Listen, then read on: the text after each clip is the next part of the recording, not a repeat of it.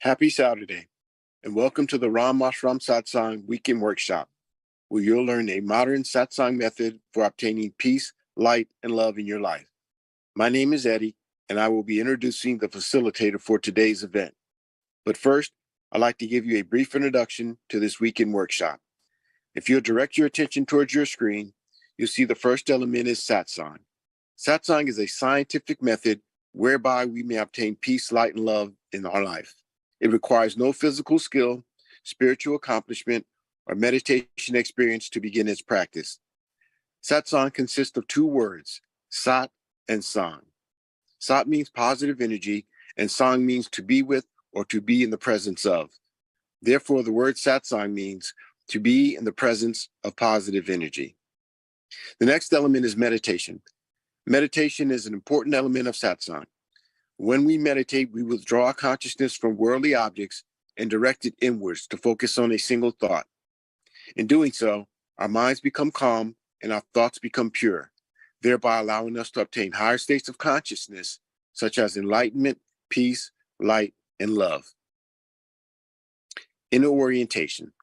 There are two types of satsang, inner satsang and outer satsang. An example of outer satsang would be chanting or attending pilgrimages. Each time we practice outer satsang, we have the potential to change our behavior. But it is only through the practice of inner satsang that we can obtain higher states of consciousness, such as enlightenment, peace, light, and love. The satsang that you will learn today is an inner satsang where we meditate in silence. Group session. These weekend workshops are structured for group participation. When we meditate as a group, our focus is improved and our personal progress along our spiritual path is expedited. By regularly attending these weekend workshops, the benefits of group participation are amplified. Joy and inner happiness. All beings wish to experience joy.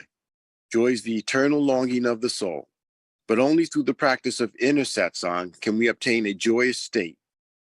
Each time we practice satsang, our inner happiness gradually increases, ultimately culminating in a state of joy, which we experience 24 hours a day, 7 days a week.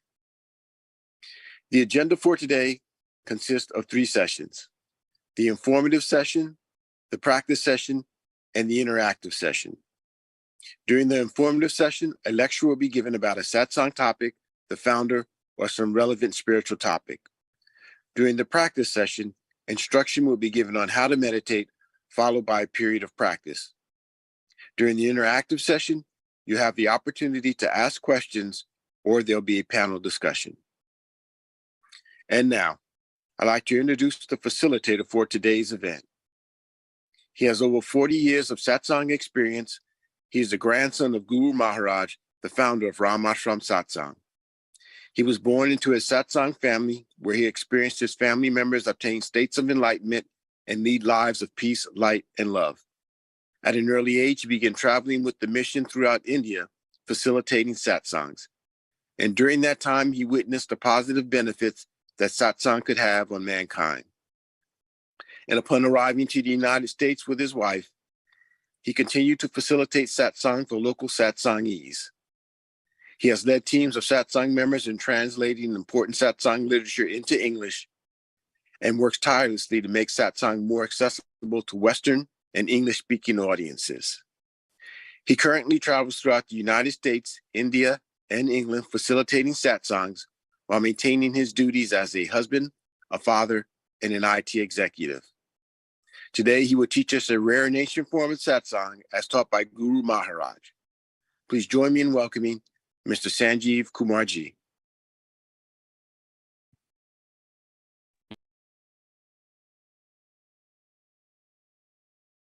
Happy Friday, happy Saturday. I was saying Friday.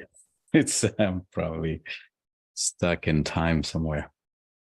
So thank you, Eddie. I was actually listening. Every time I listen to Eddie, I feel, there is so much in this overview that describes, what we are going to practice, what the highlights or important points for this practice are. I think I'm planning to open up these sessions now to some folks. So in India, traditionally, we were doing Hindi sessions. Last time I traveled in Bangalore and Hyderabad, we did some sessions, and I want to open these sessions up for weekly group session for them as well. But in the process, I think today I'm going to discuss some, building upon what you heard from Eddie, some very deep topics that I actually haven't really talked about them as much in these sessions at all. Hey, Yuan, if you could bring the pyramid up, please. So if we look at the journey that will take us to the land of peace or ocean of peace at the top of this pyramid, the middle ground where this practice begins is the realm of mind. Now, as it says on the other side, that clouds of emotions and challenges around how do we concentrate our mind are the problems that we need to tackle in this realm. And the solution, typically, if we just take it at very, very high level, there are two key solutions. One is called concentration, which is, a lot of meditations today are nothing but how do we concentrate? How do we focus our mind? We say it's a guided meditation here because we always start with guidance or instructions before we go deeper into silent meditation. So concentration could be even an activity-based meditation, could be, music. So there are many ways, chanting, mantras, and all that. But so you still need some ability to focus your mind here, so concentration, and then inner meditation, as opposed to activity-based meditation. That's what is required to cross the realm, which is probably the longest realm in the path to lasting and deep inner peace. So now the question is that, we always talk here that it's non-denominational, it's meditation on transcendental light. Now, if we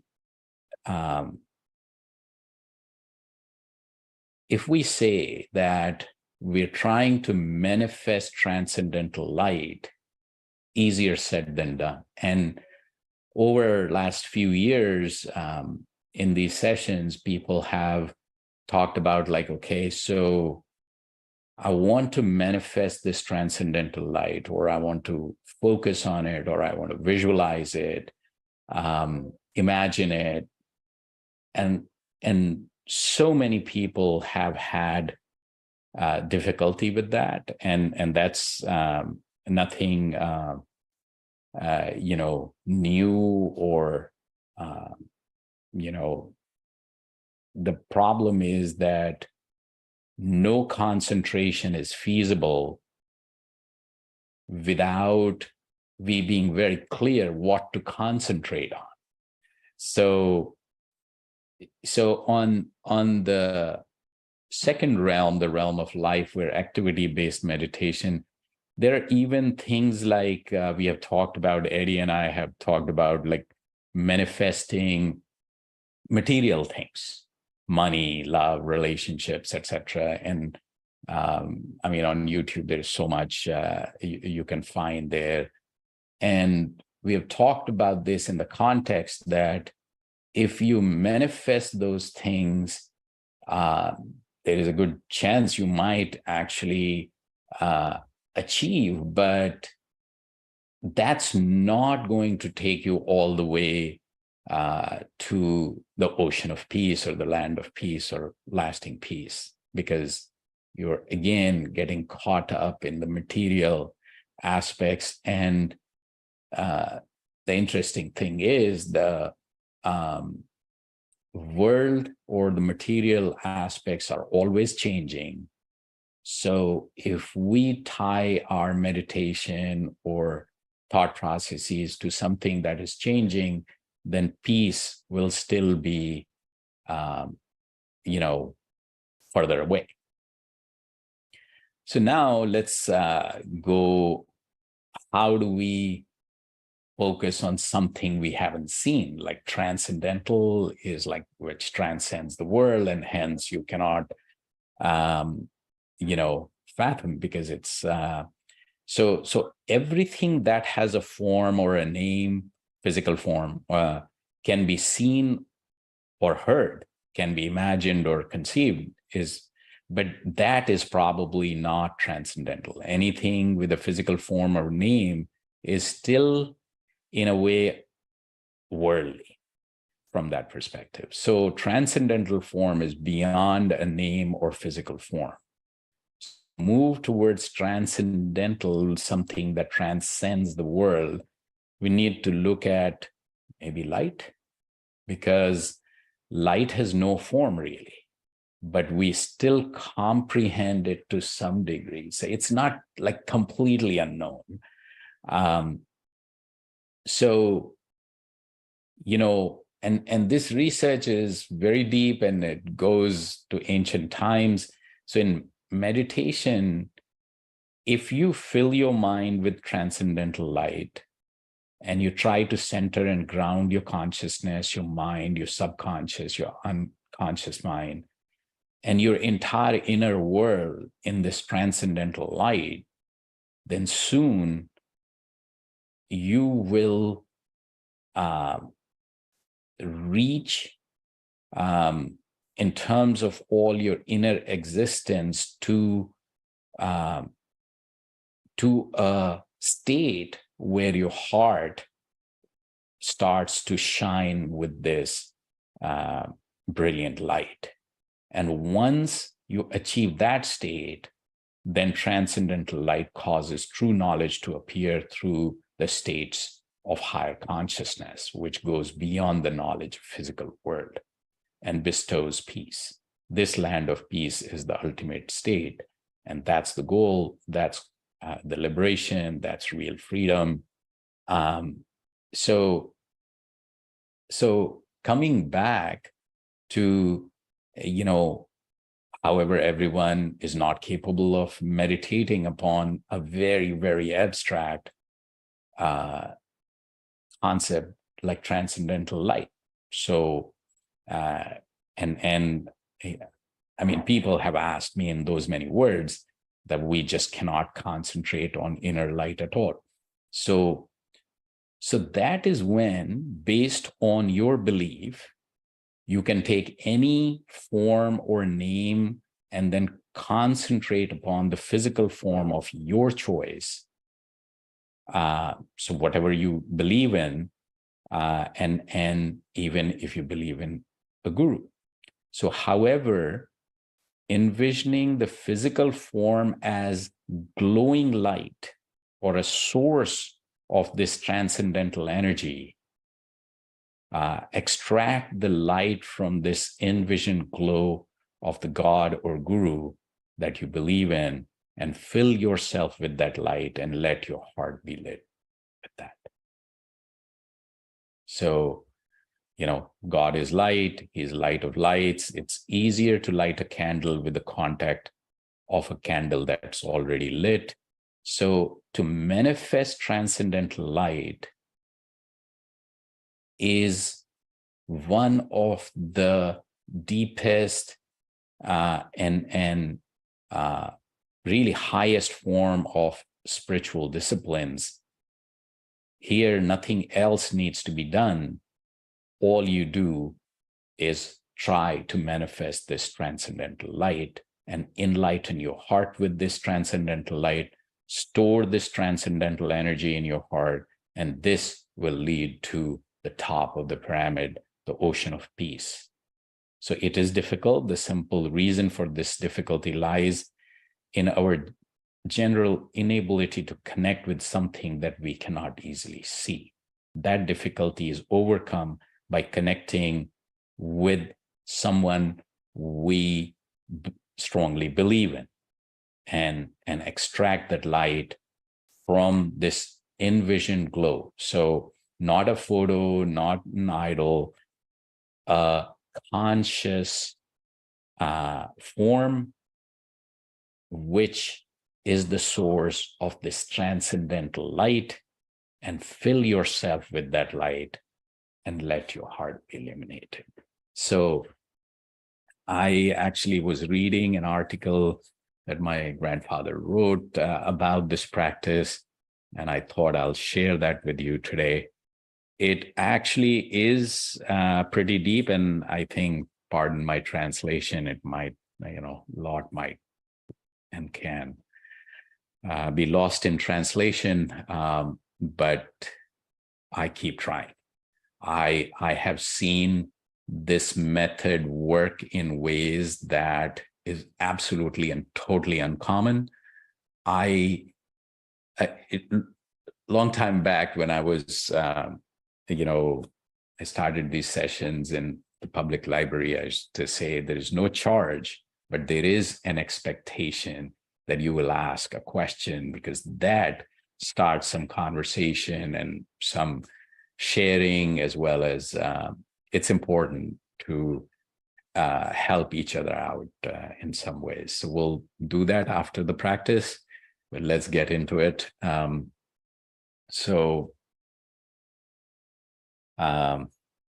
Eyes lightly closed, and take a relaxed posture where your body would be still for the time of the meditation.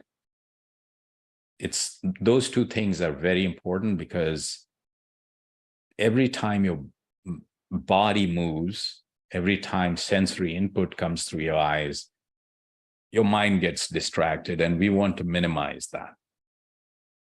So relaxed posture and eyes lightly closed, and observe that there is no strain in any part of the body, because that would take the tension over there. And now feel the presence of this transcendental light, this transcendental energy in form of light in front of you, and that's entering your heart and distributing throughout your body. And you're becoming the energy, you're getting completely immersed in this light. So mind will wander away, which is natural. So every time you realize that mind has wandered away, bring it back. Bring it back to this thought and this thought alone. So at this time, you're doing nothing except observing and feeling the presence of this transcendental energy, which is entering your heart, distributing throughout your body, and that you're becoming completely and totally immersed into this light and becoming this light yourself. So we'll start with music. Then music will fade away, and we will go into deep silent meditation on this transcendental energy, which is right here, right now, in front of us in form of light. It's entering our heart, distributing throughout our body, and we are becoming one with this light. So we'll start with music, we'll end with music, and in the middle, there will be meditation in silence. Let's start now.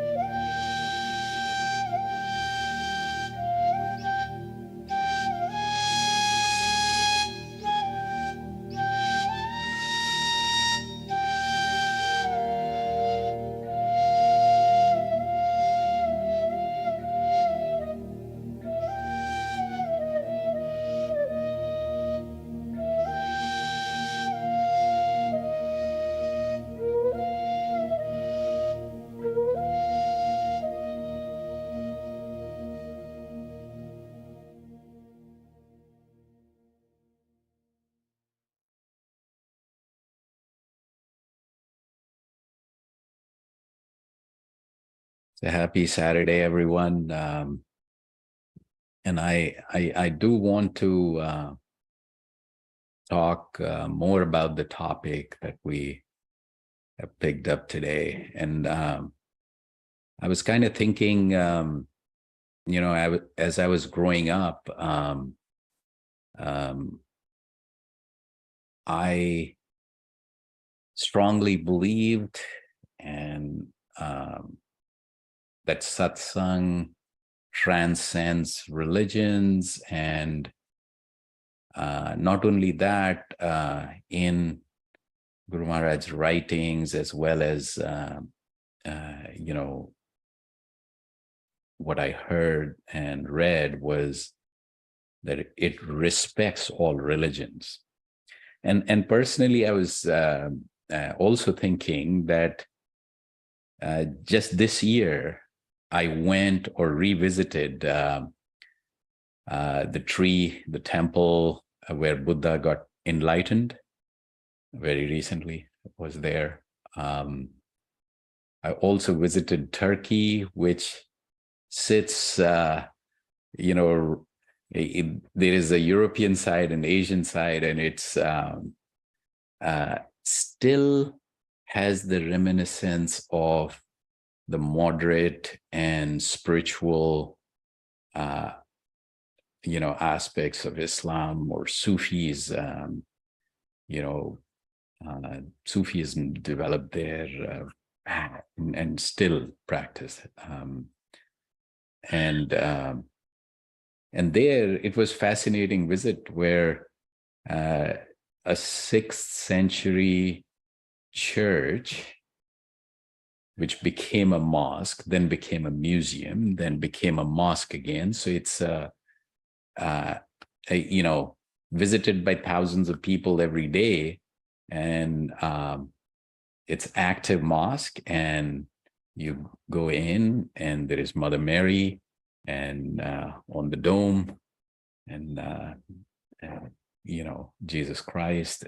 So it's that's not fiction, it's actually real. I lived in Saudi Arabia for I can't visit Mecca, Medina, but I was in Saudi Arabia for several months. Visited Vatican.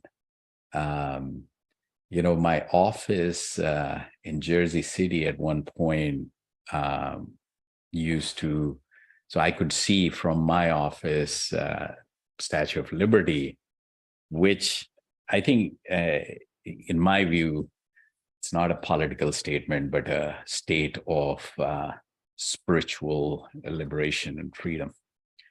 But anyway, so would like to, so, this aspect that you can, you can achieve this ocean of peace or land of peace where all this upheavals are beyond you. And then you can achieve it in a way that, irrespective of what you believe in, you can traverse that path, and Satsang provides that approach. So on that note, I'll pause.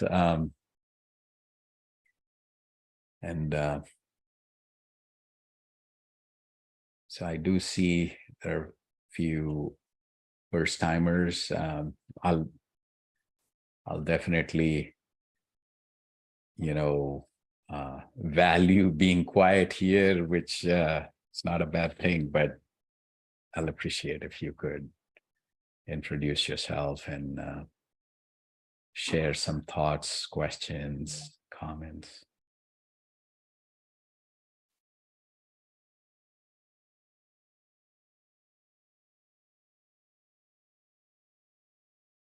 Somebody needs to start.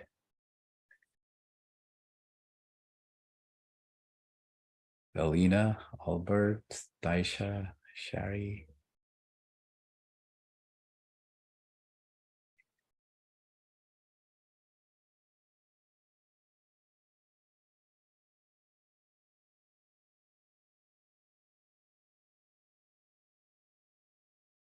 Luz and Sarah, so yeah, there you go. Thank you. Good morning. Good morning. Oh, I'm sorry. It's not morning for everyone. Happy Saturday. Well, I'm happy to see you all as always, and I'm happy to see Sarah too. Sarah's my very, very good friend. And I had a great meditation as always. Thank you so much. I really appreciated your discussion beforehand as well about the visualization or lack thereof, I suppose, not having a form in mind. That's very interesting, and how that furthers your potential to reach transcendental energy. I think articulating that was helpful. Don't think I thought about that before. Yeah, and it just shows, right? I mean, people have been there, done that, and learned things. And believe it or not, I mean, I don't even remember how many people have asked this. Like, how do I visualize? That's, I see light sometimes, but not some other times. And it's just like that itself. The first step itself is, becomes,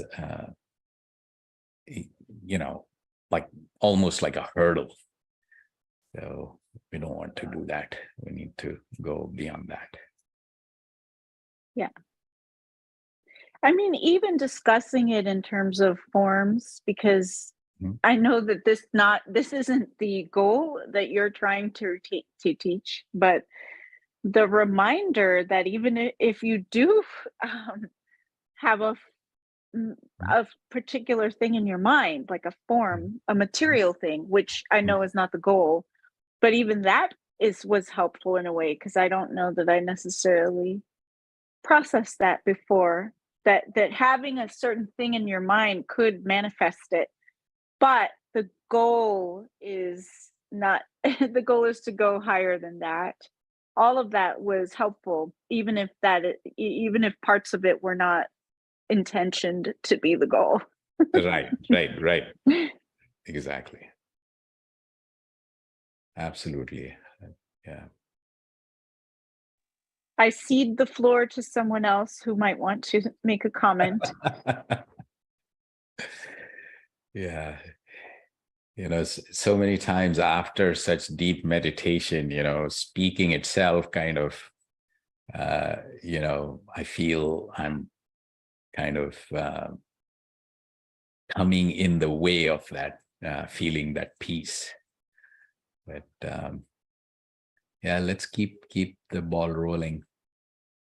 So Sarah, anything on your end? Any comment? Oh, hello all. Yes, Luz is one of my favoriteest people in the whole world. We've been friends for almost 25 years. So it's good to hear your voice as always, my dear. So thank you, Sanjeev and everybody. I am on 5th Ave and 37th Street, and I just did the meditation in Bryant Park, which was not optimal, but interesting. So I'm sorry I missed your opening statement because I was trying to navigate through Whole Foods. Not statement, what am I saying? So I didn't hear, I just didn't get it because it was too loud. But I would love to share for anybody who's this is their first time, how valuable this meditation is. And something has transformed for me because as Luz knows, I had PTSD for several decades, and sometimes I get enormously emotionally dysregulated. And that happened 2 nights ago, and I was able to shift out of the state by thinking of bringing love into my heart. So I went from feeling incredible anger and rage to, I won't say, total calmness and peace, but this practice is very powerful because it isn't only conceptual, it's an experience. And I'm starting to have more of the feeling of the experience. So I guess that's what I have to share. And thank you all.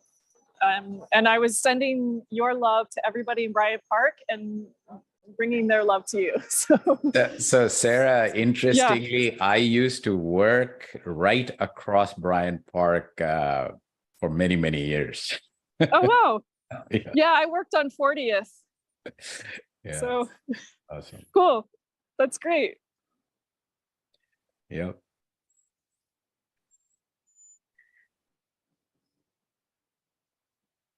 So Eddie, what do you think? Yeah, you brought up a lot of very important topics today are, bits and points. And I just wanted to summarize some of those for the new folks, because oftentimes they're still in the searching process, right? And so they're looking for something that works for them and looking for the best systems out there. And I just want to point out some things that they should take away with them today. Now, you mentioned the pyramid, and that's a chart of the progress that we have to go through to reach this ocean of bliss. During that process, there are certain regions that we cross. And to cross those regions, there's cleansing processes that must occur basically at each region, through each region. Now, how does that happen? When we bring in the transcendental light, it cleanses those impurities. And through our meditation process and through satsang in general, that cleansing process occurs. Now, what does Guru do for us? Sanjeev, you had mentioned that you can sit with a guru, and by doing that, you received a more concentrated form of that transcendental light. And so the cleansing process becomes expedited. But if you don't have that opportunity to sit in front of a guru, then, Luz had mentioned that you do the visualization. And so that's the next best thing. And that's what we do here, as we visualize the guru or God being in front of us, and we receive that transcendental light from them. In doing so, we receive a concentrated form of that. So that cleansing process that I talked about is now accelerated or expedited. And so this system becomes very simple, but yet it gives you the maximum yield, or the fastest method for getting to that top of that pyramid or ocean of bliss. And if you compare that with other systems, you'll see that this is one of the simplest forms of satsang out there.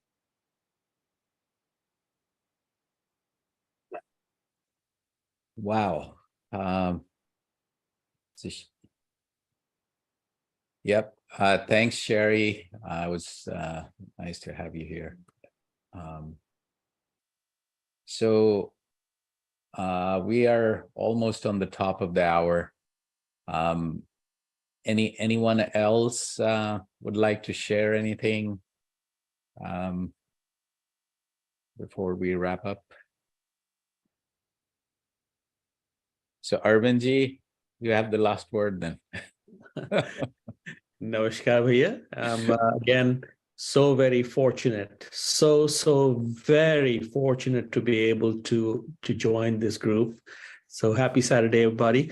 As Puja Bhaiya, you said already, you are bringing this selflessly. You are selflessly bringing Guru Maharaj's transcendental grace, bliss, and energy to us. And how can one express gratitude for that? So thank you for that. Yeah, and I think at the end of the day, the goal is to get to the top of the pyramid, where light, love, and peace is not a concept, it's an experience, as Sarah said. It's just, so let's just make it our own. Its journey is individual, but group can help. The group energy, the collective energy is definitely very helpful, that I can vouch for myself. And so light, love, and peace, everyone. Have a great week ahead. And Tuesday, 7 p.m. Eastern, Saturday is 10 a.m. Eastern. The link remains the same.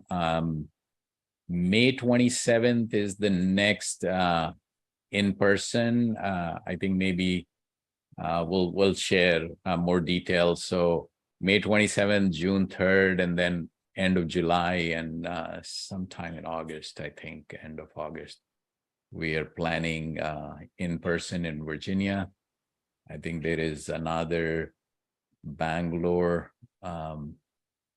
session that will be in June. So yeah, we're slowly trying to see if virtual and in-person combine, a little bit.